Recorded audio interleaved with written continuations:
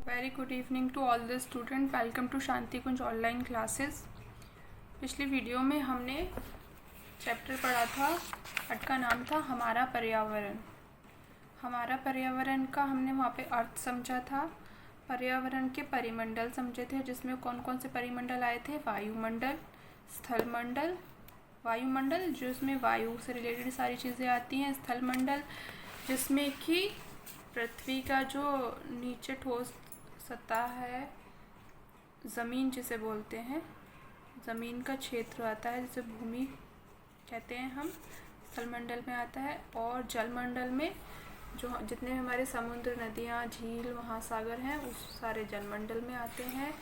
फिर आता है हमारा जैवमंडल। जैवमंडल में किसे कहते हैं, जब वायुमंडल, स्थलमंडल और जलमंडल तीनों मिक्स हो जाते हैं जिस जगह पर, तो उसको कहते हैं जैवमंडल। जैवमंडल पे ही जीवन संभव है। ठीक है। और हमने क्या पढ़ा था, हमने जैव विविधता पढ़ी थी। जैसे इसमें बताया था कि अलग अलग जगह पर अलग अलग प्राकृतिक पर्यावरण हो सकता है। ठीक है, अलग अलग का पर्यावरण अलग अलग तरीके का हो सकता है। इसके बाद आज हम इसकी एक्सरसाइज करेंगे। ठीक है, दोहराने के लिए मैं पॉइंट्स भी दे रखे हैं। जैसे कि कह रखा है, पर्यावरण का अर्थ क्या है, जीवों को घेरने वाली दशाओं से है। यानी कि जीवों के चारों तरफ जो घेर रही हैं दशाएं, जो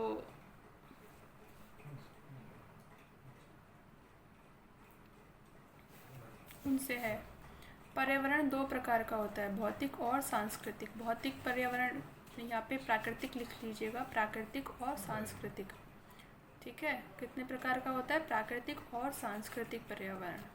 तो प्राकृतिक पर्यावरण क्या होता है, प्राकृतिक पर्यावरण वो होता है जो कि प्रकृति ने हमें चीज़ें दी हैं। प्रकृति ने हमें क्या दिया है, जल, वायु, हवा, नदी, सूरज, ये सब किसने दी है, प्रकृति ने। तो जो चीज़ हमें प्रकृति से प्राप्त हुई है, तो वो सारी चीज़ें प्राकृतिक परिमंडल के अंदर आती है, प्राकृतिक पर्यावरण के अंदर आती है।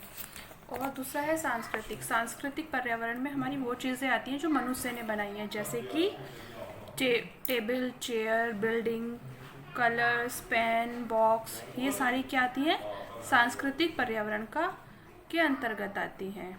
ठीक है। पर्यावरण अगर हम सीधे आम भाषा में कहें तो पर्यावरण क्या होता है, पर्यावरण वो सब कुछ चीज़ है जो हमारे आसपास है। अब आप पूछेंगे कि मैम क्या ये पेंसिल भी हमारे पर्यावरण है। हाँ, बिल्कुल पर्यावरण है। ये बुक भी पर्यावरण का ही एक अंग है। ठीक है, हर कुछ चीज़ जो भी हमारे आसपास है, कॉपी, पेंसिल, फ़ोन, पंखा, पहाड़, हवा, गैस, सब पर्यावरण का अंग है। तो उसी चीज़ों को हमने दो भागों में बांट दिया, एक तो प्राकृतिक जो प्रकृति ने बनाया है, और दूसरा सांस्कृतिक जो मनुष्य ने बनाया है। ठीक है। प्राकृतिक पर्यावरण के दो मुख्य तत्व थे, भौतिक और जैविक। भौतिक और जैविक में क्या अंतर था, वो हमने यहाँ पे पढ़ा था। जैविक में क्या आते हैं, पेड़ पौधे, घास तथा जीव जंतु आते हैं। जैविक मतलब जीव, जिसके अंदर जीवन है। प्रकृति ने हमें क्या चीज़ बनाई, भौतिक और जैविक। तो जैविक में वो आएंगे जिसमें जीवन है।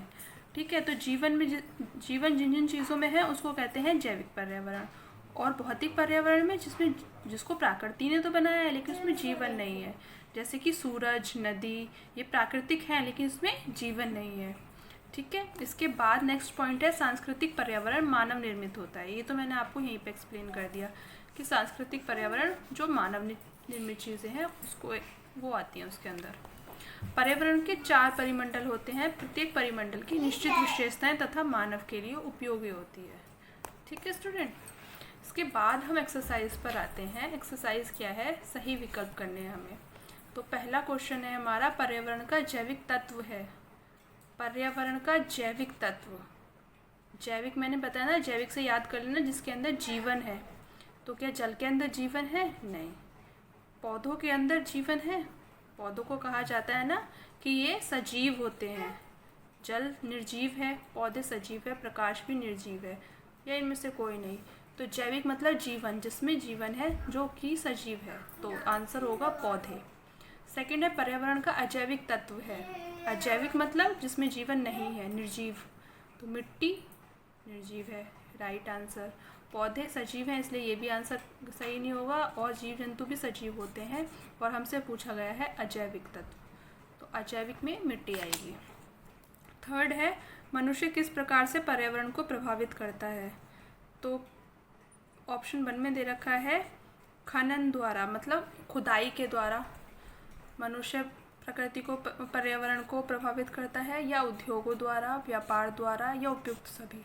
तो इसका आंसर होगा 4th द, क्योंकि ये तीनों ही क्रियाएं प्रकृति पर प्रतिकूल प्रभाव डालती है।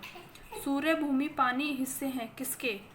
सूर्य, भूमि और पानी। इतना तो पता चल गया कि ये तीनों ही चीज़ें प्राकृतिक हैं, लेकिन प्राकृतिक में भी 2 होते हैं ना, भौतिक और जैविक। तो सूर्य, भूमि और पानी दोनों ही सजीव नहीं है, निर्जीव हैं। तो इसीलिए ये हमारे भौतिक पर्यावरण का अंग है। 5th है हमारा सूर्य की पराबैंगनी किरणें से बचाता है। क्या, कौन बचाता है? वायुमंडल। कहा था ना पृथ्वी के चारों तरफ क्या है? वायुमंडल है, और वायुमंडल ही हमें सूरज की पराबैंगनी किरणों से बचाता है और एक्स्ट्रा हीट से भी बचाता है। जो ज़्यादा मात्रा में ताप है सूर्य की उतना ही नहीं आने देता, जितनी जीवन के लिए ज़रूरी है सिर्फ उतनी ही हीट को अंदर आने देता है। फिर है रिक्त स्थानों की पूर्ति कीजिए, यानी खाली स्थान भरने हैं।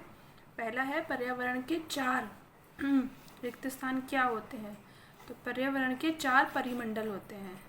दूसरा है प्राकृतिक पर्यावरण के 2 अंग हैं, क्या क्या हैं? भौतिक और जैविक। पर्यावरण के जैविक तत्वों में क्या क्या आते हैं? पेड़ पौधे आते हैं तथा जीव सम्मिलित हैं। स्थल मंडल हमें क्या क्या प्रदान करता है? स्थल मंडल हमें खनिज पदार्थ तथा आवास प्रदान करता है। आवास मतलब रहने के लिए स्थान प्राप्त कराता है। मानव को पर्यावरण के साथ क्या बनाए रखना चाहिए? मानव को पर्यावरण के साथ संतुलन बना के रखना चाहिए। ठीक है स्टूडेंट, आज हमने टिक द मार्क किए हैं और फिल इन द ब्लैंक्स किए हैं। नेक्स्ट जो क्वेश्चन आंसर हैं वो हम नेक्स्ट वीडियो में करेंगे। टिल देन टेक केयर, टाटा, bye bye, have a nice day.